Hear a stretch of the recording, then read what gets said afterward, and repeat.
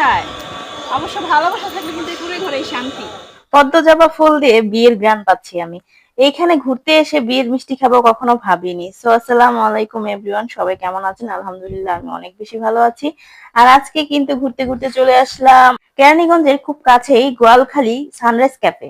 এইখানে আসার পরে কিন্তু নতুন একটা অভিজ্ঞতা হলো আমার। তবে অভিজ্ঞতার কথাটা পরেই বলি, আগে বলি আমার এই ক্যাফেটা ভালো লাগার কারণ। এই ক্যাফেটা মূলত হচ্ছে একদমই প্রকৃতির মাঝখানে। যারা প্রকৃতিকে ভালোবাসেন তারা একবার হলো এই ক্যাফেটাতে ঘুরে যাবেন, আপনাদের মনটা একদমই ভালো হয়ে যাবে। এই ক্যাফেটার চারপাশে গাছপালায় ভর্তি ছিল। আমার সব থেকে বেশি ভালো লেগেছে এই ক্যাফের পশ্চিম সাইডেই ছিল ধান ক্ষেত, আর এখান থেকে কৃষকরা ধান কাটছিল, কেউ ধান ভাঙছিল, কেউ ধান ওড়াচ্ছিল। এগুলো দেখে আসলে আমার এত বেশি ভালো লেগেছে, মনটা অনেক বেশি ভালো হয়ে গেছিল। আর হঠাৎ করেই দেখি চলে আসলো আমাদের জন্য বিয়ের মিষ্টি। তো এখানে আপনাদের প্রশ্ন আসতে পারে, এই ক্যাফে ঘুরতে এসে আবার কার বিয়ের মিষ্টি খেলাম?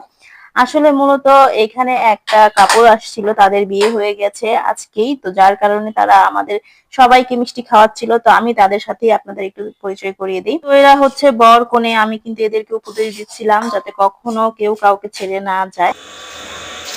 সারাটা দিন কাজ করতে করতে আর ভালো লাগে না। এই ঘরটার সামলাতে সামলাতে আমার জীবন শেষ। কার কাছে বিয়ে করলাম রে বাবা। একেই হচ্ছে এই কুড়ে ঘরে থাকতে থাকতে আমি জীবন শেষ হয়ে যেতেছে, তার মধ্যে এত কাজ আমি কিভাবে দুঃখে মরে যেতেছি, মরে যেতে মন যেতেছে। এই কুড়ে ঘরে থাকা যায়। অবশ্য ভালোবাসা থাকলে কিন্তু এই কুড়ে ঘরেই শান্তি। এটা আপনারা কি বলেন? আমাকে কমেন্ট বক্সে একটু জানাবেন।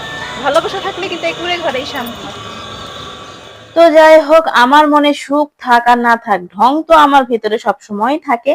তো যাই হোক, ঢং শেষ করে এখন আমরা চলে এসেছি খেতে। আর এখানকার সবচেয়ে স্পেশাল খাবার হচ্ছে ভর্তা আর খুদের ভাগা, আর তার সাথে যদি হয় একটা ডিম ভাজা, অনেক বেশি মজা লাগে। এই খাবারের কম্বিনেশনটা কিন্তু অনেক বেশি সুন্দর। আর ভর্তা ভাত এমনিতেও আমার অনেক বেশি পছন্দের। আর যদি হয় এরকম একটা গ্রাম্য পরিবেশে বসে ভর্তা ভাত খাওয়া যায় তাহলে আর কি লাগে বলেন।